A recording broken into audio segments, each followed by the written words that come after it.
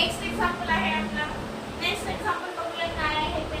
Add 99 लेस 33 add 66. सबट्रॅक्शनचं example आहे हे पण. आपण सॉल्व करून बघूया आपला आन्सर काय येतो. ॲड 99 लेस 33 लेस 30 ॲड 66. आता